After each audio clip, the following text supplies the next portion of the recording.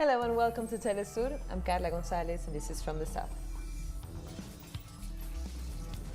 The Honduran migrant caravan has set a wall on its way north. And Morocco hits Libyan peace talks. Let's begin with news today. Demonstrations in support of Chile's upcoming referendum over a constitutional reform were violently repressed by police on Friday. According to reports, a 16-year-old boy was thrown off a bridge and into the Mapocho River by security forces during the repression. As volunteers worked to rescue the boy, the police then launched tear gas canisters at them. The boy was eventually pulled out of the river and taken to a hospital where he remains in serious conditions. And other health workers were also violently attacked by police during Friday's protest.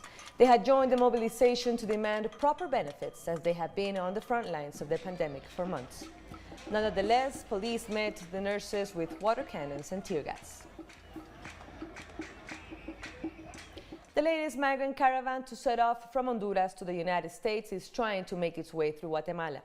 But the migrants have run into police and army blockades in the northern part of the country as the government works to prevent citizens from reaching the United States. According to authorities, around 2,000 migrants have agreed to return to Honduras, while the remaining 1,000 say they are growing increasingly frustrated by the lack of food.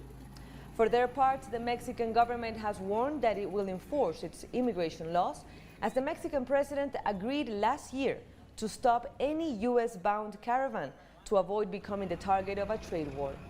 Over the past few years, migrants from across Central America have been fleeing violence and extreme poverty in their home countries, walking thousands of miles in search of a better future. Well, we wanted to see if we could make it as our compatriots did 2 years ago. My brother was among them, and he made it to the United States with his whole family. He suffered, but he got there. I had the same dream. In Ecuador, the presidential ticket of Andrés Arauz and Carlos Rabascal has been officially allowed to register for February's elections. The left-wing candidates officially registered on Friday, just days after the National Electoral Council allowed Rabascal to replace former President Rafael Correa as candidate for the vice presidency. Citizens from across Ecuador mobilized to Quito this week in defense of democracy after the Electoral Council threatened to completely disqualify the left-wing candidates from running. In Bolivia, Andrónico Rodríguez has denounced maneuvers by the de facto government to refuse to recognize the results of the upcoming general election if the results are unfavorable to them. The union leader highlighted recent statements by Interior Minister Arturo Murillo in which he anticipates alleged electoral fraud, followed by acts of violence. Bolivian opposition sectors are also seeking to unite in order to have a greater chance of victory against the movement towards Socialism Party, which has remained in first place in all opinion polls. Venezuelan authorities welcomed the first shipment of the Russian COVID-19 vaccine, Sputnik V, ahead of third phase clinical trials in the country. Venezuelan Vice President Delcy Rodriguez and Russian Chargé d'Affaires Alexei Seredin officially welcomed the shipment, making Venezuela the first country in the Western Hemisphere to participate in the clinical trials of the vaccine. 2,000 Venezuelans will take part in these clinical trials. The Russian vaccine candidate received regulatory approval on August 11th. 2,000 people will be part of the trial in Venezuela. We will start in the coming days. This trial is preceded by a large number of meetings and agreements with fellow countries such as the Russian Federation. Brazil's federal district has reported the highest number of deaths due to COVID-19 per 100,000 inhabitants in the country. There's more in this report. Last week, the federal district reached the saddest milestone of the state, with the most deaths per 100,000 inhabitants in the country. In Brasilia, the country's capital, the pandemic is being marked by accusations of corruption in the health department and the relaxation in the opening of businesses, cinemas, events, and even swimming pools. For some analysts, the federal district reached this milestone due to the mismanagement of Governor Ibanez Rocha. We are experiencing a traumatic situation. Schools are reopening, commerce is fully functioning, academies finally, the federal district is returning to normal without controlling the pandemic. This policy is a policy that has as its roots the same slogan of Bolsonaro, which is to preserve the economy above lives. The state was one of the first to suspend classes at schools in March when the virus arrived in Brazil. But in the following months, the government gave in to pressure from private schools and businessmen to open up trade and return to activities. By June, the capital already had over 500 COVID-19 deaths, numbers that are concentrated in the peripheral region of the federal district. The pandemic has shown in Brazil and here in the federal district it has revealed the social inequality and makes clear the differences in terms of class and color in a geography in which those who suffer most from the consequences of the virus are those living on the peripheries of Brazil. In August, when the federal district had already reported over 2,500 deaths, Brazilians were surprised by the arrest of Health Secretary Francisco Araujo on charges of corruption in the purchase of COVID-19 tests. The alleged action would have cost the public coffer 18 million reais. In turn, Governor Ibanez Rocha declared the operation was unnecessary. Serious allegations of misappropriation of health resources, serious allegations of purchasing poor quality tests that did not work and that endangered people's life. And we see beyond this disregard for health, we also see the inadequate treatment with other policies that should be activated in the face of this crisis. Students and teachers are abandoned to their fate at the education office. We see that almost nothing is being done to guarantee the income and employment of people who are going through this economic crisis. The State Health Secretariat of the Brazilian Federal District reported that it has been taking a series of measures to combat the pandemic. We have more stories coming up. Don't go away.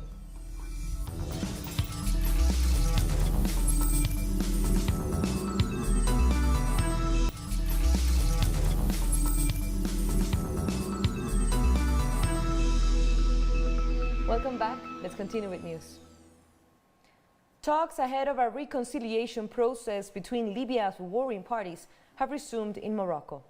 Representatives from the UN-recognized Government of National Accord and Marshal Khalifa Haftar gathered in the Moroccan city of Bosnika. The talks are aimed at cementing an agreement to bring peace to Libya.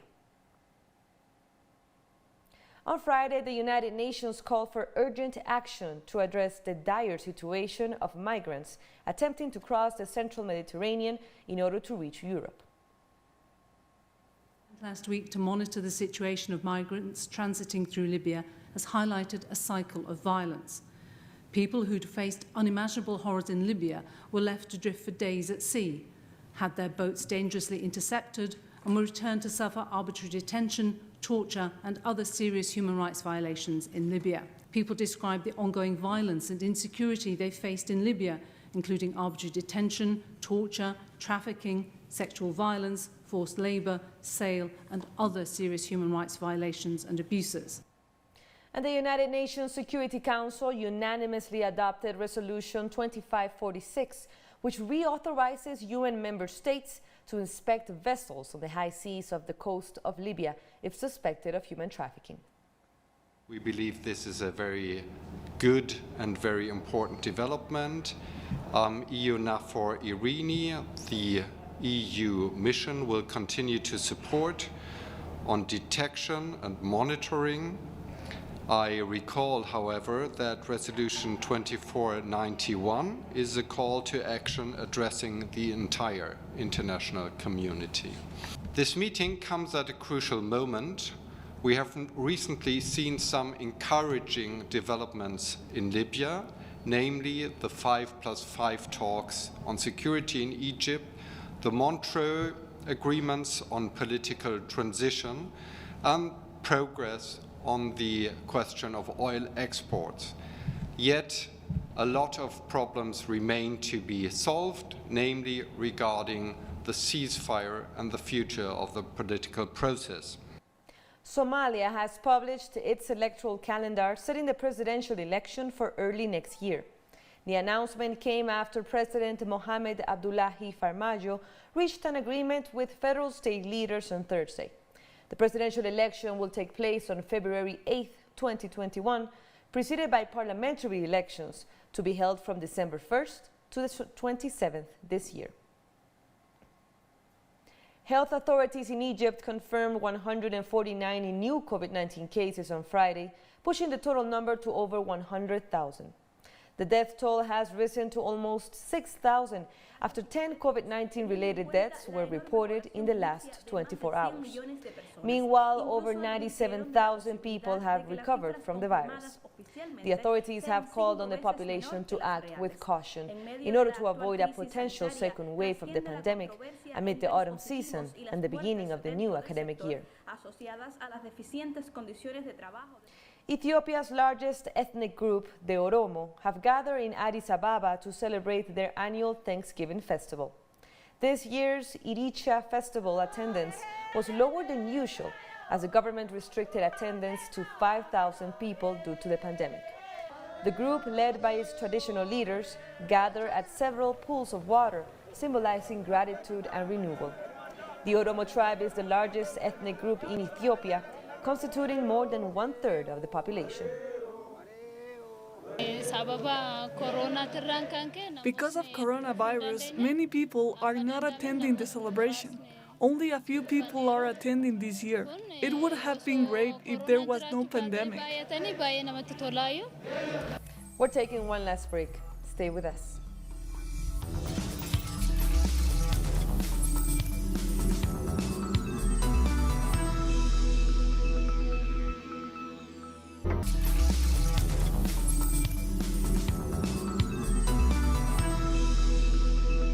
Welcome back. Italian Prime Minister Giuseppe Conte announced that his cabinet will ask Parliament to extend the state of emergency due to a surge in the number of new coronavirus infections. We will ask for the extension of the state of emergency. As I mentioned, we had the cabinet meeting. We have not deliberated yet because we want to have a discussion with Parliament. After that, we will reserve the right to eventually adopt this measure. Our proposition is to extend the state of emergency until January 31st. Following the end of negotiations in the UK's withdrawal from the European Union, German Chancellor Angela Merkel described the UK's intention to revoke parts of the trade agreements reached for Northern Ireland as a setback. We've now suffered a certain setback with the reaching of the agreement we reached on Northern Ireland. I have to say simply, that's bitter. European Union Commission President Ursula von der Leyen has reported on this. But at the same time, the other negotiations are reaching a decisive phase, and we'll see in the coming days whether we can make progress there or not. We are approaching this constructively. In other news, Malaysian health authorities on Friday reported the highest ever daily increase in the number of COVID-19 infections, 287 cases. The health ministry noted that all the new cases were of local transmission. The ministry's Director General said the increase experienced this Friday has exceeded the previous record daily spike of 277 recorded on June 4th this year. He also said the current COVID-19 surge was linked to various public gatherings. On Friday, the UN General Assembly held a high-level plenary meeting to commemorate and promote the International Day for the Total Elimination of Nuclear Weapons. Secretary General Antonio Guterres warned that the world continues to live in the shadows of a nuclear catastrophe. Nuclear disarmament has been a priority of the United Nations since the very beginning of the organization's existence. Yet, 75 years since the founding of the United Nations and since the horrific bombings of Hiroshima and Nagasaki, the world continues to live in the shadow of nuclear catastrophe. Some states view nuclear weapons as vital to their national security and survival. But the elimination of nuclear weapons is vital to something beyond the fate of any single state, the survival of life on this planet. It is imperative that the Russian Federation and the United States of America extend without delay the New START treaty for the duration of 5 years. For the sake of all of our security, the world must return to a common path towards nuclear disarmament. Ultimately, however, the only way to completely eliminate nuclear risk is to completely eliminate nuclear weapons. The Treaty on the Non-Proliferation of Nuclear Weapons remains the cornerstone of the nuclear disarmament and non-proliferation regime. During his speech, Nicaragua's Minister for National Policies, Paul Oquis-Kelly, said the world is seeing a new arms race. Worldwide defense spending in 2019 was over $1.7 trillion. The greatest amount since the Cold War and the greatest amount on a yearly basis spent in over a decade. That would be $1.9 trillion, to repeat that. The cost of an arms race in the 21st century will reduce the financial oxygen needed by climate change and sustainable development goals, and as needed by the recovery of the pandemic and preparation for a possible second pandemic and the Great Depression of 2020 from which we need to recover, Mr. President. And speaking on behalf of the non-aligned movement, Azerbaijan's Deputy Minister of Foreign Affairs, Aras Asimov, said the slow progress towards nuclear disarmament remains a deep concern for the movement.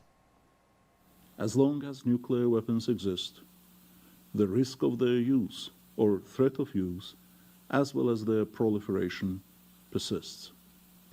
Any use of nuclear weapons is a violation of the Charter of the United Nations. And considering the catastrophic humanitarian consequences, the only and absolute guarantee against the use of nuclear weapons is their total elimination. The slow progress towards nuclear disarmament and the nuclear weapon states' lack of progress to accomplish the total elimination of their nuclear arsenals in accordance with their relevant multilateral legal obligations remain to be issues of deep concern to the non-aligned movement. We reaffirm the need for the nuclear weapon states that bear the primary responsibility for nuclear disarmament to take urgent and concrete actions aimed at achieving this goal. The non-aligned movement further reiterates with concern that improvements in existing nuclear weapons and the development of new types of nuclear weapons, as provided for in the military doctrines of some nuclear weapon states. And with that, we end our news brief. But you can find all of our stories on our website, telesurenglish.net. And be sure to follow us on social media. For TeleSUR English, I'm Carla Gonzalez. Until next time.